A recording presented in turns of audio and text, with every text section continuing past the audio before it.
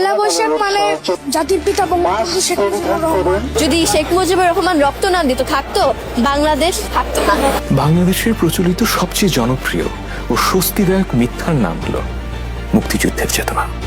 1972 থেকে 1975 মুজিবের মৃত্যুর খবর জানার পর সবাই আনন্দ মিছিল বের করলো। আমরা আজকে ইতিহাসের এই রহস্যময় 4 বছর সম্পর্কে জানব।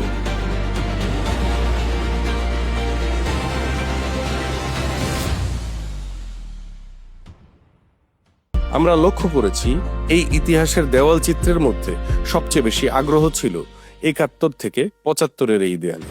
আমরা আজকে ইতিহাসের এই রহস্যময় 4 বছর সম্পর্কে জানব। এবং সেই সত্যি কথা আজ পর্যন্ত সময় ও সুযোগের অভাবে বলাও হয়নি। মুজিবকে মুজিবের বাসায় মারার কোনো প্ল্যান ছিল না।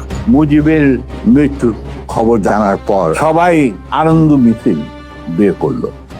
7 মার্চ 1971 সালের ভাষণ। 7 মার্চের একটা অসাধারণ বক্তৃতা, কিন্তু এটা মুক্তিযুদ্ধের ঘোষণা না। কারণ 7 মার্চের বক্তৃতা শেষ হয়েছিল মানে জয় বাংলা জয় পাকিস্তান শব্দ বলে। মুক্তিযোদ্ধা মতিউর রহমান রেন্টু তার আমার ফাঁসি চাই বইতে স্পষ্ট উল্লেখ করেছেন, শেখ মুজিবুর রহমান স্বাধীনতা ঘোষণা করেও করলেন না। 25শে মার্চ রাতে যখন পাকিস্তানি হানাদার বাহিনী গণহত্যা চালায়, সে সময়েও শেখ মুজিবের ভূমিকা নিয়ে রয়েছে প্রশ্ন, রয়েছে বিতর্ক। বাংলাদেশের প্রথম প্রধানমন্ত্রী তাজউদ্দিন আহমেদের মেয়ে শারমিন আহমেদের লেখা বই তাজউদ্দিন আহমেদ নেতা ও পিতা, এই বইটির 45 এবং 46 নাম্বার পৃষ্ঠায় উল্লেখ করেছেন কিভাবে শেখ মুজিব তাজউদ্দিন আহমেদের সাথে আত্মগোপনে থেকে মুক্তিযুদ্ধ পরিচালনার কথা দিয়েও পরে অস্বীকৃতি জানায়। উল্টো বলেন, বাড়ি গিয়ে নাকে তেল দিয়ে ঘুমাও, পরশুদিন হরতাল ডেকেছি। মুক্তিযুদ্ধের সময় পুরো 9 মাস তিনি প্রায় স্বেচ্ছায় কারাবরণ করেন পাকিস্তানে। ফিরে আসেন 10ই জানুয়ারি 1972 সালে। পুরোটা মুক্তিযুদ্ধ চলাকালীন সময়ে দেশে না থেকেও একটি রাজনৈতিক দল মুক্তিযুদ্ধের পুরোটা কৃতিত্ব দিয়ে গেছেন শেখ মুজিবকে, করেছে চেতনার ব্যবসা। মুজিব বর্ষ পালন করতে গিয়ে 982,91,74,000 টাকা খরচ করেছে আওয়ামী লীগ সরকার। বাংলাদেশের প্রচলিত সবচেয়ে জনপ্রিয় ও স্বস্তিদায়ক মিথ্যার নাম হলো মুক্তিযুদ্ধের চেতনা। দেশে ফিরে আসার পর শেখ মুজিবুর রহমানের প্রেসিডেন্ট হবার কথা থাকলেও তাজউদ্দিন আহমেদকে সরিয়ে নিজেই হয়ে যান প্রধানমন্ত্রী, কারণ তিনি চাইতেন সবসময় চূড়ান্ত ক্ষমতার অধিকারে থাকতে। রক্ষী বাহিনী নামে একটি প্যারালাল মিলিটারি বা সরকারি পেটোয়া বাহিনী তৈরি করেছিলেন শেখ মুজিব। বিভিন্ন জায়গায় এই বাহিনীর অস্ত্রের মুখে লুটপাট এবং নানা রকম নৈরাজ্য সৃষ্টির ঘটনা ঘটতেই থাকে। 1974-এর দুর্ভিক্ষে বাংলাদেশে প্রায় 10 লক্ষ মানুষ মারা যায়। যদিও সরকারি হিসেব মতে এই অঙ্কটি দেওয়া হয় মাত্র 27,000। Declared in the parliament that around 27,000 people have died by starvation. কাপড়ের বদলে চাল পরিধান, এমন ছবি এখনো সেই ইতিহাসের দুর্ভিক্ষের ভয়াবহতার প্রমাণ দেয়। এদিকে আওয়ামী নেতাদের বাড়িতে পাওয়া যেত রিলিফের গম, চাল, আটা সহ বিভিন্ন নিত্য নৈমিত্তিক জিনিস। অমর্ত্য সেনের একটি আর্টিকেল দেখলে আপনারা বুঝতে পারবেন সেই বছর কৃষি ফলন অন্যান্য বছরের চেয়ে ভালো ছিল। শুধুমাত্র আওয়ামী লীগ নেতাদের লুটপাট এবং দুর্নীতি ছিল সেই দুর্ভিক্ষের অনেক বড় কারণ।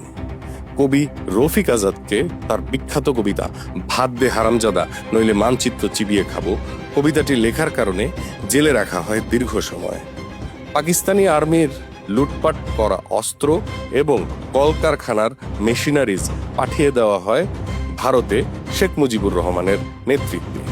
এই হরিলুটের বিরোধিতা করায় সেক্টর কমান্ডার মেজর জলিলকে রাজবন্দী বানানো হয়, ফিরিয়ে নেওয়া হয় তার মুক্তিযুদ্ধ খেতাব। দুর্নীতি আর রক্ষী বাহিনীর অত্যাচারে অতিষ্ঠ হয়ে যাওয়ায় সেনাবাহিনী, সাধারণ মানুষ, এমনকি আওয়ামী লীগের ভেতরে নানা অসন্তোষ এবং অভ্যন্তরীণ বিভাজনের দেখা দেয়।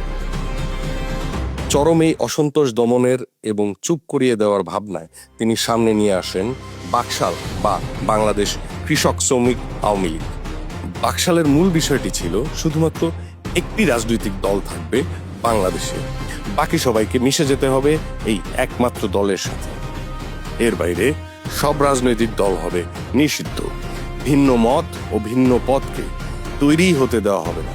এমনকি শেখ মুজিবুর রহমানের ঠিক করে দেওয়া 4টি পত্রিকা বাদে বাকি সব পত্রিকা হয়ে গেছিল নিষিদ্ধ। সেই 4টি পত্রিকায় শুধুমাত্র আওয়ামী লীগের প্রশংসা এবং শেখ মুজিবের সাফল্য প্রকাশ করা হতো। বাংলাদেশ সর্বহারা পার্টির নেতা সিরাজ শিকদারকে শেখ মুজিবের আমলে বিচার বহির্ভূত ক্রসফায়ারে হত্যা করা হয়। হত্যা পরবর্তীতে শেখ মুজিবুর রহমান সংসদে দাঁড়িয়ে বলেন, কোথায় গেল সিরাজ শিকদার? এই চরম বিতর্কিত বাকশাল মেনে নিতে না পেরে মুক্তিযুদ্ধে অংশ নেওয়া কিছু সেনা সদস্য এবং আওয়ামী লীগ তথা শেখ মুজিবের কাছের মানুষজন যেমন খন্দকার মুস্তাকের পরিকল্পনাতে পুরো পরিবার সহ হত্যা করা হয় শেখ মুজিবুর রহমানকে। হত্যাকাণ্ডের কারণ হিসেবে তারা দাবি করে দুর্নীতিগ্রস্ত আওয়ামী নেতাদের আধিপত্য এবং একনায়কতন্ত্র থামানোর কিংবা শেখ মুজিবকে ক্ষমতা থেকে নামানোর আর কোনো উপায় ছিল না। আপনারা কি উপরে আলোচনা করা এই বিষয়গুলোর সাথে ফ্যাসিবাদী সরকারের দেশ চালানোর প্রক্রিয়ার মিল খুঁজে পান? হ্যাঁ, ভিন্ন রাজনৈতিক মত প্রকাশের কারণে গুম, খুন, জেলে রাখা কিংবা আয়নাঘরে অত্যাচারের এবং লুটের নৈরাজ্যের এই পরিবার ভিত্তিক দলের কাছে নতুন কিছু না। জুলাই গণ অভ্যুত্থানে আমরা আরেকটি সুযোগ পেয়েছি এই স্বৈরাচারী অবকাঠামো ভেঙে দেওয়ার। 17 বছরে শিক্ষা ব্যবস্থাকে পঙ্গু করে অবাধে চলেছে ইতিহাস বিকৃতি। তৈরি করার চেষ্টা হয়েছে একটি প্রজন্ম যাদের কাছে দেশ, মাতৃকা, মুক্তিযুদ্ধ মানে একটি মানুষেরই নাম। পয়লা বৈশাখ মানে বঙ্গবন্ধু শেখ মুজিবুর রহমান। পয়লা বৈশাখ মানে জাতির পিতা বঙ্গবন্ধু শেখ মুজিবুর রহমান। আপনারা কি অনুধাবন করতে পারছেন? মুজিবীয় এই 4 বছর অনেকটাই বিগত 17 বছরের হাসিনা আমলকে মনে করিয়ে দিচ্ছে। এই খুনি মাফিয়া গোষ্ঠীর বুলেটের আঘাত আবু সাইদের বুকে যেমন গেঁথেছে, তেমনি রিয়া গোপের শরীরে একইভাবে আঘাত হেনেছে।